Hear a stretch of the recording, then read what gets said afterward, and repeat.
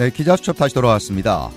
40여 년 만에 최악의 인플레이션과 이를 잡기 위한 금리 인상이 계속 이어지면서 전국의 주택시장이 급격히 위축되고 있는 모습을 보이고 있습니다. 특히 남가주 주택시장의 경우 올 하반기 조금씩 주택가격이 하락하다가 내년부터 하락폭이 더 커질 수 있다는 예측까지 나오고 있습니다. 주영석 기자와 함께 이야기 나눠보겠습니다. 네, 주 기자, 주택시장이 최근 들어서 주춤하고 있는 모습을 보이고 있다는 소식이죠. 그렇습니다. 캘리포니아를 비롯해서 미국 전체 주택시장 거의 10여 년 이상 계속해서 화랑세를 좀 보여왔습니다. 지난 2008년 금융위기 사태를 불러온 서브프라임 모기지 사태로 부동산 시장이 폭락했었죠, 그때. 네. 그리고 나서 수년 만에 부동산 시장이 이제 살아났고요. 그때부터 지금까지 계속 부동산 시장은 좋습니다. 호황입니다. 그래서 거의 10여 년 이상 계속 가격이 오르면서 상승세를 타고 있는데 워낙에 부동산 시장의 강세가 견고하다 보니까 지난 2020년 3월 코로나19 팬데믹이 미국에서 본격화된 이후에도 부동산 시장의 강세는 계속됐습니다. 특히 주택 가격은 계속 올랐고요. 그런데 최근 들어서 이 부동산 시장이 주춤하는 모습을 보이고 있습니다. 거래량도 줄어들고 가격도 예전만큼 그렇게 많이 오르지 못하는 좀 정체하는 듯한 올라도 약간만 오르는 이런 모습을 보이고 있는데 그래서 전반적으로 주택시장이 좀 주춤하는 것 같다 이런 분석이 나오고 있습니다. 네, 코로나19 팬데믹에도 굳건했던 부동산 시장이 최근에 주춤하는 이유는 뭔가요? 그렇죠. 그게 상당히 궁금한데요. 역시 그 연방준비제도 페드의 금리 인상이 결정적인 이유가 되고 있다는 분석입니다. 이 연방준비제도가 40여 년 만에 최악의 인플레이션을 잡기 위해서 지금 금리 인상을 단행하고 있지 않습니까? 그렇죠. 예, 8.6%였다가 그 소비자 물가 지수가 최근에는 이제 9.1%까지 올랐습니다. 6월에 소비자 물가 지수가 9.1%까지 올랐는데 이러다 보니까 일반적인 금리 인상으로는 이제 한계를 맞고 있고요. 그래서 한 번에 0.5%포인트, 0.75%포인트 인상하는 이 빅스텝, 자이언트 스텝을 밟으면서 급격히 인상을 하고 있습니다. 그러다 보니까 기준금리가 오르면 모기지 이자율도 오르지 않습니까? 그렇죠. 네, 그래서 모기지 이자율도 빠르게 오르고 있어서 주택 구입에 큰 악재로 작용하고 있다는 분석이고요. 결국 이런 모기지 이자율의 상승이 주택시장이 주춤하게 만드는 그런 큰 원인으로 작용하고 있는 것으로 좀 분석이 되고 있습니다. 자, 그러면 구체적으로 현재 모기지 이자율 어느 정도인 겁니까? 예, 모기지 이자율이 최근에 많이 올랐습니다. 아마 요즘 집을 알아보시는 분들은 다들 느끼실 텐데요. 금융위기 사태 이전으로 돌아갔습니다. 2008년 금융위기 사태로 이 집값이 폭락하면서 그 당시에 이 모기지 이자율이 그 후에 이제 좀 내려갔는데 모기지 이자율이 캘리포니아를 예로 들면 $50만 정도 대출을 받는다고 할 때 20%를 다운페이 하고 크레딧 스코어가 700점 정도, 700점에서 한 719점 사이 이 정도라고 하면 30년 만기 고정으로 할 때 6.6%. 예. 15년 만기 고정으로 하면 5.128% 이런 정도로 지금 나타나고 있습니다. 그러니까 30년 만기 고정일 때는 거의 6.6, 그러니까 거의 7%에 가까운 굉장히 높은 지금 이자율을 보이고 있고요. 이게 그 지난 5월부터 모기지 이자율이 급격히 지금 오르고 있는 그런 분위기입니다. 그래서 이제 부담스러운 수준이 되고 있습니다. 얼마 전까지만 해도 사실 몇 개월 전, 6개월 전만 해도 뭐 한 3%, 4% 이렇게 생각이 됐었는데 지금은 6.6%까지 이게 하여튼 굉장히 지금 그 급격히 오르고 있는 추세여서 많은 부담을 안겨주고 있습니다. 네, 생각해보면 모기지 이자율이 이렇게 뛰어오른 게 얼마 되지 않은 거 아닌가요? 맞습니다. 이 프레디맥, 국책 모기지 업체죠. 프레디맥이 최근에 그 모기지 이자율 변화 추세를 공개했는데요. 앞서 말씀드린 대로 한 6개월 전만 해도 지금과는 완전히 상황이 달랐습니다. 예. 그 인플레이션이 고공행진하는 것과 거의 비슷한 추세를 좀 보여주고 있습니다. 그러니까 올해 들어서 1월 초에 모기지 이자율 30년 만기 고정이 3.22%였어요. 그러니까 3.22%면 굉장히 낮은 거 아닙니까? 그렇죠. 뭐 충분히 주택을 구입해서 월페이를 할 수 있을 만큼 웬만한 그 중산층이라면 할 수 있을 정도의 그 낮은 모기지 이자율이었는데 불과 지금 7월 아닙니까? 3, 4개월 사이에 연방준비제도의 공격적인 금리 인상이 이어지면서 모기지 이자율도 급등해 버렸습니다. 그래서 6개월여 만에 3.22%가 6.6%로 2배 이상 오르면서 급상승세를 유지하고 있고요. 그래서 모기지 이자율이 이렇게 뛰어오른 게 사실은 오래되지 않았다.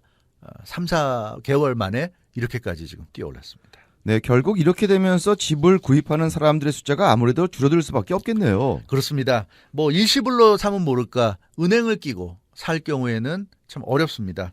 뉴욕타임즈가 좀 보도했는데요. 최근 주택시장 상황에 대해서 분석한 내용입니다. 그걸 가지고 특별 보도를 했는데 미국 전체 주택시장이 식어가고 있는 상황이다. 이렇게 뉴욕타임즈가 언급했고요.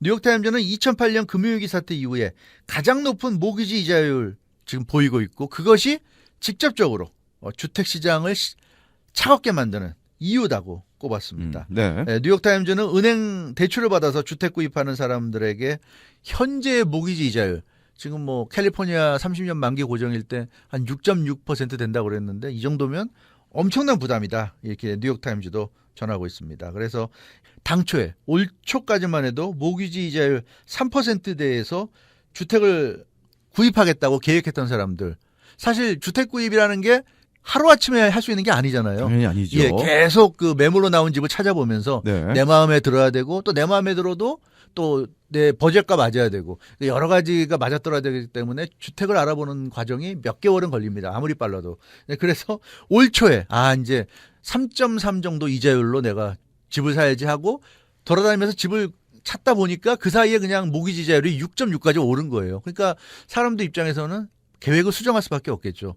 당초에 예상했던 버젯으로는 감당하기 어렵게 된 겁니다. 그래서 주택을 구입하려고 계획했던 사람들이 다 주춤하고 있고 그것이 주택시장이 지금 주춤하는 그런 현상으로 이어지고 있다는 분석입니다. 네, 모기지 이자율이 3%대에서 6%대로 올랐다는 것, 은행에서 대출을 받아 구입하는 사람들에게는 정말 엄청난 부담이 되는 거죠. 맞습니다. 이 부자들의 경우야 뭐 일시불로 얼마든지 구입할 수 있죠. 그렇기 때문에 모기지 이자율이라는 건 큰 의미가 없습니다. 부자들은 웬만하면 이제 일시불로 구입할 텐데 문제는 이제 중산층이나 서민들 경우에는 모기지 이자율 상승은 엄청난 부담이 될 수밖에 없습니다. 평균적인 미국 그 주택을 구입하는 사람들, 이 바이어들은 대략 30만 달러에서 50만 달러 정도를 대출을 받는다고 그럽니다. 왜냐하면 이런 사람들이 100만 달러 정도 100만 달러에 달하는 집을 살 수는 없잖아요. 그러니까 이런 사람들은 대략 뭐 50만 달러, 60만 달러, 뭐 보통 이런 집들을 구입하게 됩니다. 그러다 보니까 은행에서 이제 대출 받는 건 30만 달러에서 50만 달러. 나머지는 이제 다운페이 해야 될 거고요. 그래서 평균적인 미국 주택 바이어들에게 한 달 평균 약 600달러에서 800달러 정도가 추가 부담된다고 합니다. 그러니까 모기지 이자율이 3.3% 이러다가 지금 6.7% 이렇게 오르는 상황에서는 한 달 평균 페이먼에 600달러에서 800달러가 더 뛰어오른다고 그래요. 그러니까 생각해 보십시오. 내가 평상시 한 달에 쓰던 나가는 돈에서 지금 600달러, 800달러 더 나가야 된다고 생각하면 이거 견딜 만한 사람들이 별로 없을 거예요. 엄청난 거죠. 엄청난 거죠. 네네. 그렇습니다. 그래서 이 뉴욕타임즈는 대부분의 미국인들에게 한 달 페이먼 600달러에서 800달러 추가 부담이라는 것은 감당하기 어려운 수준이다. 이렇게 규정을 했습니다. 네, 모기지 이자율 외에도 주택 가격도 주택 시장이 위축되는 데 큰 역할을 하고 있죠. 그렇습니다. 이 질로우 온라인 부동산 정보 업체죠. 이 질로우가 주택 가격이 매우 높다고 지적했습니다. 지난 2년간 미국 주택 가격이 40% 이상 급증했는데요. 이 질로우는 그렇기 때문에 대부분의 미국인들은 주택을 구입하기가 어려워졌다. 이렇게 지적했습니다. 뭐 미국에서 1%도 안 되는 초상위 슈퍼 울트라 이 부자들이 미국 부의 거의 대부분을 갖고 있다고 그러잖아요. 예. 그러니까 나머지 사람들이 이제 그 나머지 부를 공유하고 있는 건데 그러다 보니까 40% 이상 가격이 급등한 이런 주택들을 구입한다는 게 대부분의 중산층이나 서민들에게는 어려운 일이다. 이렇게 분석을 했고요. 또 다른 온라인 부동산 정보 업체죠. 레드핀 경우에도 역시 지나치게 주택 가격이 높다고 평가했습니다. 레드핀은 일반적인 소득 활동을 하는 사람들이 집을 구입할 수 없는 시대를 살고 있다. 이렇게까지 지금 분석을 했어요. 그러니까 일반적인 소득 활동이니까 정상적으로 회사 다니면서 월급 받아서 세금을 떼고 자신의 이제 그 네트로 수익을 가져가는 이런 사람들이 주택을 구입할 수 없다. 왜냐하면 모기지 이자만 지금 6%가 넘어가는 이런 상황이면 은행에서 아마 주택담보대출 어프로브 받기가 굉장히 어려울 거예요. 그렇기 때문에 레드핀은 일반적인 사람들이 집을 구입할 수 없는 시대를 지금 살고 있다고 그렇게 규정을 했고요. 이 주택담보대출을 받아야만 하는 사람들이 대부분이고 일시불로 주택을 구입할 수 있는 사람들은 앞서 말씀드린 대로 역시 부자, 일부 부자들, 극소수에 불과합니다. 그래서 지금처럼 이 높은 주택 가격에 높은 모기지 이자율을 지불해야 하는 이런 시기에는 일반인들의 경우에는 거의 지금 주택 구입이 불가능한 이런 지금 상황이 아닌가 이렇게 볼 수 있을 것 같습니다. 네, 그러면 주택 시장의 거래량도 줄어들 수밖에 없겠네요. 맞습니다. 미국 부동산 중개인 협회가 그래서 통계자를 발표했는데요. 5월의 기존 주택 매매 건수입니다. 5월의 기존 주택 매매 건수가 전국적으로 541만여 건이라고 밝혔습니다. 그러니까 5월에 기존 주택이 미국 전역에서 541만여 건이 팔린 건데요. 거래가 된 건데요. 그 전월 4월보다 3.4%가 줄어든 수치라고 합니다. 그리고 1년 전 같은 기간 2021년 5월에 비해서는 8.6%나 감소했다고 그러죠. 그렇기 때문에 이렇게 주택 매매 건수가 이렇게 우리가 확인할 수 있는 것처럼 눈에 띄게 지금 감소를 하고 있습니다. 그래서 주택 가격은 높고 모기지 이자율은 계속 오르고 이런 상황에서는 부담이 너무 커지기 때문에 결국 주택 시장의 거래가 위축될 수밖에 없다. 그게 이렇게 실제 수치로 증명이 되고 있습니다. 네, 결국 주택 시장이 다시 활성화되려면 아무래도 시간이 좀 더 필요할 것으로 보인다. 이런 분석이 나오고 있는 거죠. 그렇습니다. 이 주택 가격은 아직도 여전히 높은 수준이고요. 사상 최고가 행진을 경신하고 있습니다. 그래서 미국 부동산 중개인 협회는 통상 주택 가격이 올라갈 때는 팍팍 한 번에 오르지만 내려갈 때는 시간이 많이 걸린다. 이렇게 지금 분석을 하고 있습니다. 네. 그러니까 가솔린 가격과 비슷하죠. 우리가 가솔린 가격 같은 경우도 오를 때는 엄청나게 오르고 내려갈 때는 굉장히 더디게 내려갑니다. 맞습니다. 네, 그래서 주택 가격과 가솔린 가격이 비슷하다고 생각하면 된다. 이렇게 그 미국 부동산 중개인 협회는 얘기를 하고 있고요. 그래서 이 부동산 가격이 내려가지만 느릿느릿 내려가기 때문에 좀 기다려야 된다 하는 그런 얘기입니다. 그래서 주택 시장에서 주택 가격이 내려가는데 시간이 걸릴 것이고 따라서 지금 하락세로 들어간다 하더라도 일반 사람들이 주택을 구입할 수 있을 정도 가격까지 내려가려면 상당한 시간이 걸릴 것이고 그래서 당분간은 주택 거래의 부진이 이어질 수밖에 없다. 이런 분석입니다. 네, 남가주 경우에도 최근 들어서 주택 가격 하락을 예측하는 전문가들이 늘고 있죠. 그렇습니다. 인플레이션이 고공행진을 거듭하면서 부동산 시장에 미칠 영향을 우려하는 목소리가 사실은 지난해부터 나왔습니다. 지난해부터 기억하시지만 막 주식시장이 막 폭발하고 이럴 때 일각에서는 너무 그 인플레이션이 좀 오르고 있는 것 아니냐. 예. 그때 뭐 이 제롬 파월 연준 의장이 그런 얘기 했잖아요. 일시적이다. 금방 이게 문제는 해결될 것이다. 걱정할 거 없다. 이런 얘기를 했는데 마찬가지죠. 그래서 부동산 그때도 지난해에도 부동산 시장에 미칠 영향을 우려하는 목소리가 이미 있었습니다. 있었지만 역시 뭐 연준 의장부터가 그렇게 얘기하니까 사람들이 뭐 적당히 지나가려나 보다 이렇게 이제 생각했던 것인데 그것이 결국 이렇게 어마어마하게 지금 심화된 모습으로 나타나고 있습니다. 남가주 주택시장 경우에는 올해 초만 하더라도 뭐 1월, 2월 뭐 이럴 때만 하더라도 주택가격 상승세가 둔화될 것이라는 그런 예상이 많았습니다. 그러니까 아무리 인플레이션이 심화되고 연방준비제도가 기준금리를 인상한다 하더라도 주택가격은 유지될 것이다. 이런 예상이었어요. 그런데 인플레이션이 우리가 상상하던 범위를 넘어서지 않았습니까? 그렇죠. 네, 뭐 8.6이다, 9.1이다. 말도 안 되는 수준까지 지금 인플레이션이 올라갔고 그러니까 연방준비제도도 거기에 대응을 해야 되니까 한 번에 0.25%포인트가 아니라 0.5%포인트, 0.75%포인트 이렇게 계속 지금 올리고 있단 말이에요. 근데 그런 상황에서 주택시장이 크게 지금 영향을 받고 있는 모습입니다. 최근에는 남가주 주택시장 예측에서도 주택가격이 떨어질 수 있다는 전망이 나오고 있어요. 이거 굉장히 큰 변화입니다. 그러니까 아무리 뭐 코로나19가 오고 아무리 뭐 경제 상황이 나빠져도 주택시장의 가격이 떨어진다는 예측은 거의 없었어요.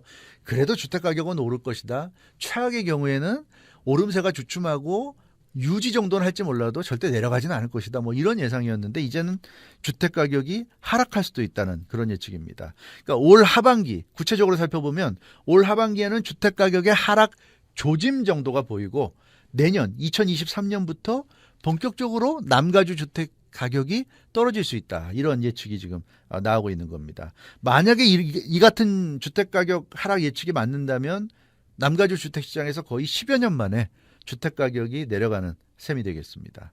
근데 사실 뭐 이 시점에서 확실히 알 수 있는 건 아무것도 없죠. 그렇죠. 예, 주택시장이라는 게 항상 이 정도면 너무 올랐으니까 떨어지지 않을까 했지만 안 떨어졌단 말이에요. 그래서 섣불리 떨어질 거다 안 떨어질 거다 우리가 장담할 수는 없고요.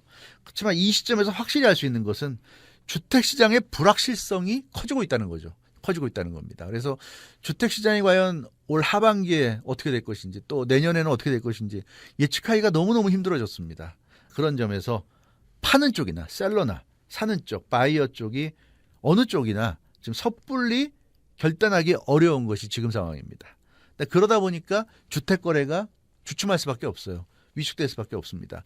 파는 쪽이 지금 이렇게 파는 게 잘하는 건지 사는 쪽도 지금 이 가격에 사는 게 잘 산 건지 판단이 잘 안 섭니다. 워낙 불확실성이 많기 때문에. 그래서 이럴 때는 당연히 발을 뺄 수밖에 없는 거죠. 좀 더 두고 봐야 되겠다. 파는 쪽도 그렇고 사는 쪽도 그렇고. 예, 그렇기 때문에 남가주 주택시장의 거래는 지금 위축되고 있는 그런 모습이고요. 따라서 전문가들도 대부분 남가주 주택시장의 주택거래가 당분간은 부진할 것이다. 이렇게 지금 예측을 하고 있는 것 같습니다. 네, 인플레이션을 잡기 위해서 금리 인상이 당분간 계속될 것으로 보여 모기지 금리 역시 지속적으로 상승할 것으로 관측이 됩니다. 급격히 늘어나는 모기지 이자율 부담으로 인해 주택 거래가 상당한 정도로 위축될 가능성이 높다는 분석인데요. 이에 따라 올 하반기와 내년 주택 거래는 현금을 많이 보유한 사람들이 주도할 것으로 보여 상당수의 전문가들은 주택 거래량도 상당한 정도로 떨어질 것으로 전망하고 있습니다. 네, 주영석 기자 수고했습니다.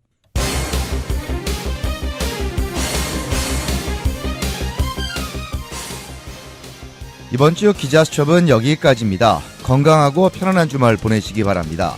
지금까지 기자수첩 진행의 김윤재였습니다. 감사합니다.